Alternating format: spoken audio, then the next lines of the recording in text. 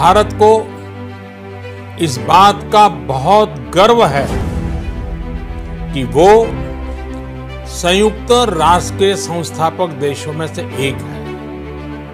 आज के इस ऐतिहासिक अवसर पर मैं आप सभी के सामने भारत के 130 करोड़ लोगों की भावनाएं इस वैश्विक मंच पर साझा करने आया। 21वीं सदी में हमारे वर्तमान की, हमारे भविष्य की आवश्यकताएं और चुनौतियां अब कुछ और हैं। इसलिए आज पूरे विश्व समुदाय के सामने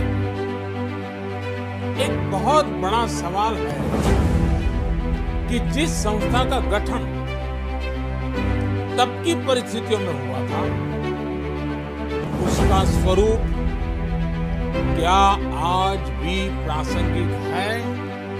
इतने ही आतंकी हमलों ने पूरी दुनिया को थर्रा कर रख दिया। खून की नदियां बहती रही उस समय और आज भी। संयुक्त राष्ट्र के प्रयास क्या पर्याप्त थे? पिछले 8-9 महीने से पूरा विश्व कोरोना वैश्विक महामारी से संघर्ष कर रहा है। इस वैश्विक महामारी से निपटने के प्रयासों में संयुक्त राष्ट्र कहां है? एक प्रभावशाली रिस्पांस कहां है? भारत के लोग संयुक्त राष्ट्र के रिफॉर्म को लेकर जो प्रोसेस चल रहा है, उसके पूरा होने का बहुत लंबे समय से इंतजार कर रहे हैं। आज भारत के लोग चिंतित हैं कि क्या ये प्रोसेस कभी एक लॉजिकल एंड तक पहुंच पाएगा? आखिर कब तक भारत को संयुक्त राष्ट्र के डिसीजन मेकिंग स्ट्रक्चर से अलग रखा जाएगा? भारत वो देश है जिसने शांति की स्थापना के लिए लगभग 50 पीस कीपिंग मिशंस में अपने जांबाज सैनिक भेजे। भारत ने हमेशा पूरी मानव जाति के हित के बारे में सोचा है, न कि अपने निहित स्वार्थों के बारे में। भारत की नीतियां हमेशा से इसी दर्शन से प्रेरित रही है। भारत की नेबरहुड फर्स्ट पॉलिसी से लेकर एक्ट ईस्ट पॉलिसी तक, security and growth for all in the region, इसकी सोच,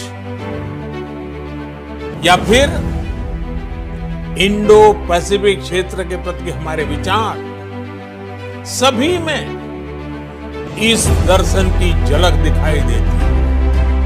पैंडेमिक के इस मुश्किल समय में भी भारत की फार्मा इंडस्ट्री ने 150 से अधिक देशों को जरूरी दवाइयां भेजी।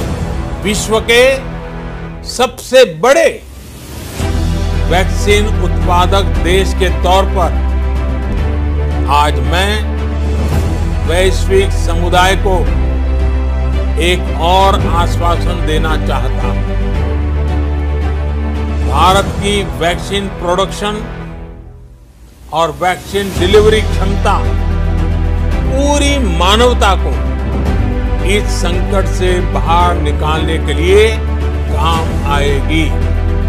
अगले वर्ष जनवरी से भारत सुरक्षा परिषद के अस्थायी सदस्य के तौर पर भी अपना दायित्व निभाएगा। दुनिया के अनेक देशों ने भारत पर जो विश्वास जताया है, मैं उसके लिए सभी साथी देशों का आभार प्रकट करता हूं। विश्व के सबसे बड़े लोकतंत्र होने की प्रतिष्ठा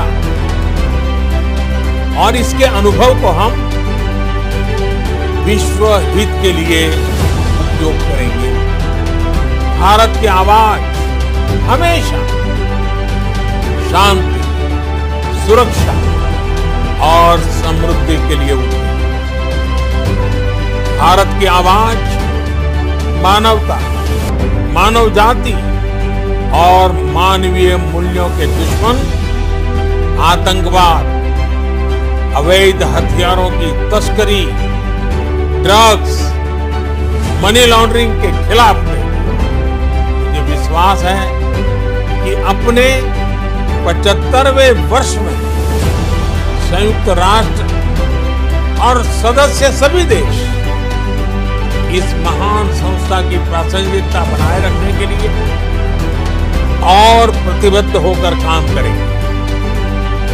संयुक्त राष्ट्र में संतुलन और संयुक्त राष्ट्र का सशक्तिकरण विश्व कल्याण के लिए उतना ही अनिवार्य है। आइए संयुक्त राष्ट्र के 75वें वर्ष पर हम सब मिलकर अपने आप को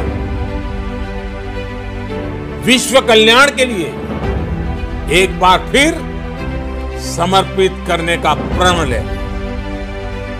धन्यवाद।